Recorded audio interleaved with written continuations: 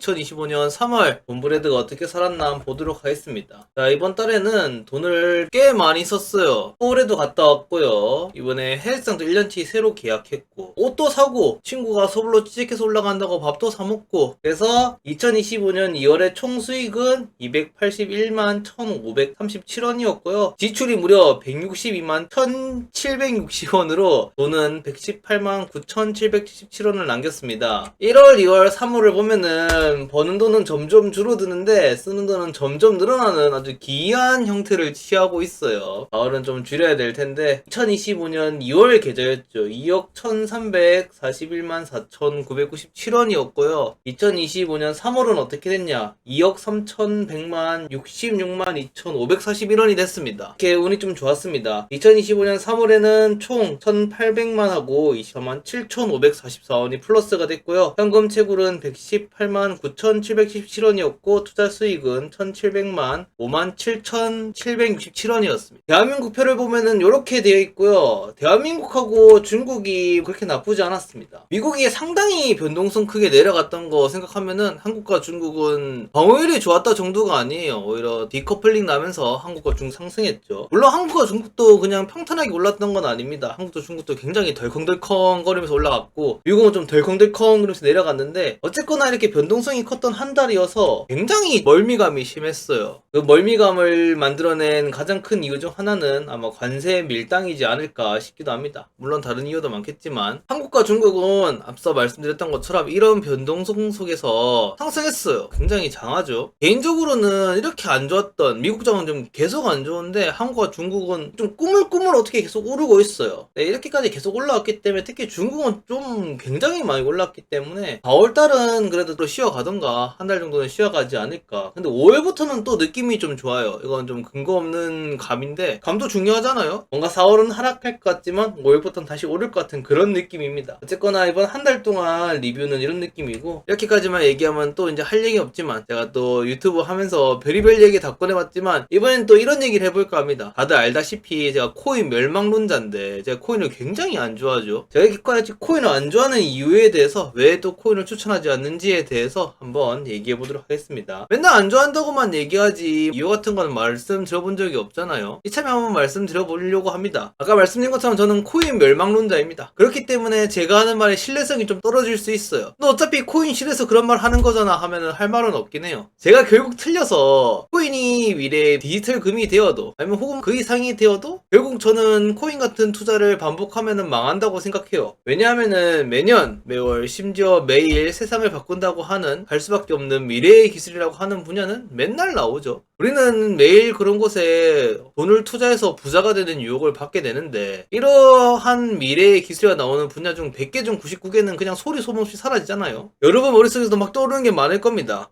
근데 이것도 있네? 20년 전부터 얘기 나왔지만 아직까지도 유명무실한 3D 프린팅이라든가 NFT라든가 메타버스라든가 최근에 뭐 많았죠? 근데 이 100개 중에 한 개씩은 성공한다는 게 사람을 미치게 만들어요. 뭐 지금의 비트코인이 성공 안 했다고 말 못하겠으니까 비트코인도 있을 수 있을 거고 또 뭐 있을까요? 테슬라 같은 것도 있을 수 있을 거고 이 100개 중 한 개가 정말 사람을 미치게 만드는 게 케이스가 한 2개 정도로 나눠볼게요. 내가 잘 됐다. 예를 들어서 100개 중 한 개 되는 거지. 내가 잘 걸렸다. 그래서 엄청난 부자가 되었다. 그러면 이제 보통 드는 생각이 나는 주식의 신인가? 나는 난놈인가? 난 천재인가? 라고 해서 이 일을 반복하게 됩니다. 그러면 보통은 이제 99% 확률에 걸릴 겁니다. 1% 확률에 걸린 사람이 다시 또 1%에 걸리진 않을 거잖아요. 다음에 99% 확률에 걸릴 확률이 99배는 된단 말이에요. 그러면 이제 결국 파산 엔딩이죠. 그리고 이제 두 번째 케이스로 1% 확률로 성공해 부자가 된 사람을 봐요. 그럼 무슨 느낌이 되겠어? 배가 엄청 아프단 말이야. 특히 그리고 그 부자 된 사람이 이렇게 뻔해 보이는 미래 길에 투자를 안 했어요? 막 이렇게 긁기 시작하면 참을 수가 없어요, 사람은. 그럼 참지 못하고 갑자기 뒤늦게 돈을 투자하기 시작해요. 보통 이러면 99% 확률에 걸리겠죠. 그럼 또 파산 엔딩을 맞게 될 겁니다. 그래서 100분의 1에 도전한다면은 당연히 언젠간 죽을 겁니다. 내가 600만 분의 1의 사나이여도 4번쯤 하면 죽어요. 내가 내가 네 번쯤에도 살아나려면 6천만 분의 1의 사나이가 돼야 돼. 대한민국에 그냥 운으로 1인자를 찍어야 돼요. 5번 연속 성공하려면 중국에서 1인자 정도 돼야겠죠. 그래서 코인이 결국 진엔딩이어서 코인으로 돈을 결국 많이 벌어도 만약에 내 자신이 이런 엄청나게 큰 불확실성에 계속 투자를 반복하면은 언젠가는 죽을 겁니다. 이렇게까지 해서 제가 코인이 설령 맞는 미래일지라도 왜 이런 투자를 하지 않았으면 하는 대한 이야기였고, 이 이야기는 좀 더 사족을 덧붙인 이야기입니다. 아까 말씀드린 것처럼 내가 운으로 성공한 건지 실력으로 성공한 건지도 파악하기 어려운데 다른 사람이 운으로 성공한 건지 실력으로 성공한 건지는 파악하기 더 어렵겠죠. 우리나라만 해도 지금 1000만 투자자의 시대인데 1000만 명 중에 100분의 1만이 그런 리스크 있는 투자를 해도 그 중에 100분의 1만 성공을 해도 매년 1000명은 대성한 주인공이 탄생할 겁니다. 이걸 몇 년 연속 운으로 성공한 사람도 분명히 있을 겁니다. 예를 들어서 이제 운에 대해서 다른 예시를 하나 들어볼게요. 대한민국 사람들 다 모아놓고 오징어 게임 마냥 가위가위보 게임을 시킨다고 해보겠습니다. 이기는 사람만 다시 모아서 또 가위가위보를 시킨다고 해볼게요. 그럼 10번 연속 이기는 사람도 5만 명은 나올 거고 20번 연속 이기는 사람도 50명은 나올 겁니다. 여기서 만약 20번 연속 이긴 50명이 가위가위보 이기는 방법 이렇게 해서 책 내고 강의한다면 어떻게 생각이 들어요? 굉장히 이상하죠. 투자시장에서도 가위가위보와 비슷하게 운의 요소가 굉장히 많이 작용하는 것이기 때문에 우리는 누가 실력자이고 누가 운빨러인지 알기가 굉장히 어렵단 말이죠. 누가 코인으로 수십억을 벌었건 다른 투자로 수십억을 벌었건 가위가위보를 잘한 건지 정말 실력인지 알기 너무너무 어렵습니다. 근데 우리는 이렇게 말씀드리면은 뭐 기분 나쁜 사람도 있겠지만 저 포함해서 사람은 마음이 나약하기 때문에 누군가에 막 기대하고 싶고 의탁하고 싶고 그러잖아요. 전문가에게 막 믿고 싶고 그러잖아. 그래서 우리는 유튜브 보고 하는 뭐 수십억 벌었다는 사람이 목소리 좀 좋고 멀끔하게 생겼고 말 잘하고 이러면 갑자기 무한한 신뢰감이 샘솟아. 뭐 생명부지인 사람인데 유튜브에서 한 몇십억 벌었다고 목소리 좋게 말하고 있으니까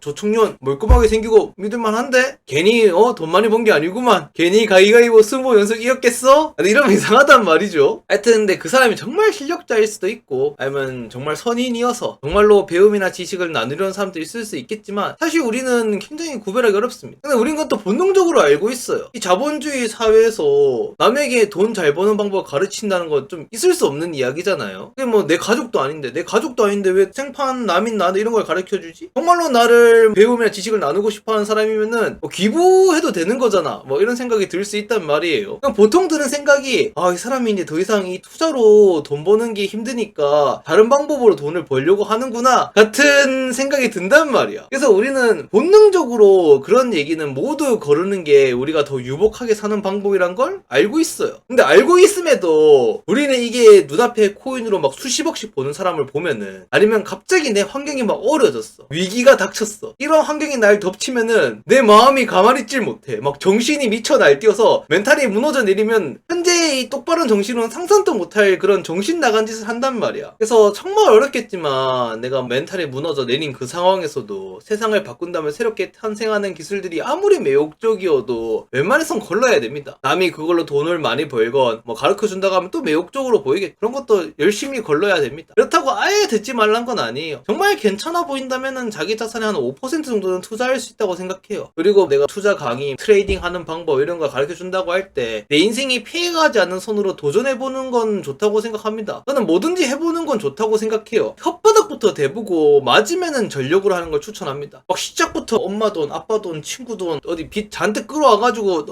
인생 한방 퇴사해야지 이렇게 도전하지 마시고 이렇게 하면 너무 뒤가 없잖아. 그래서 아까 말씀드린 것처럼 만약에 비트코인이 정말 성공할 미래라면은 아니면 뭐 트레이딩 같은 게 정말 퇴사의 꿈을 안겨줄 정도로 성공할 방법이라면은 저는 제 자산의 한 5% 정도만 투자해도 괜찮다고 생각합니다. 제가 비트코인 멸망론자인데 저도 5% 정도는 투자할 수 있다고 생각해요. 왜냐면 저는 틀릴 수 있으니까요.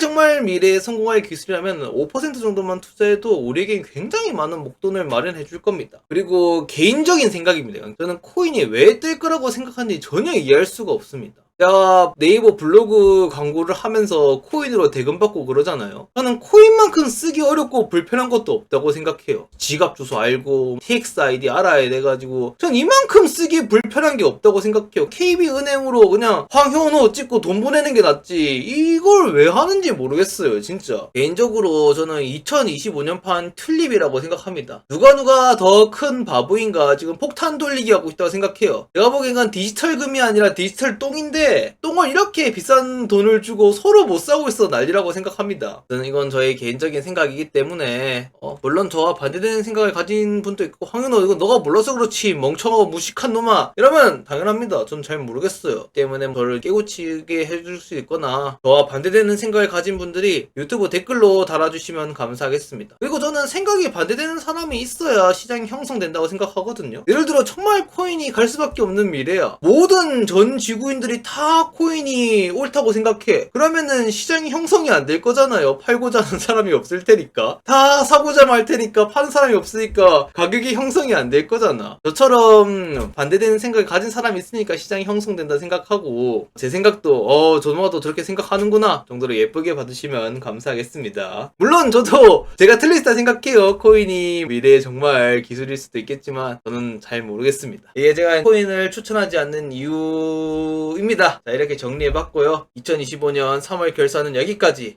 들어주셔서 감사합니다.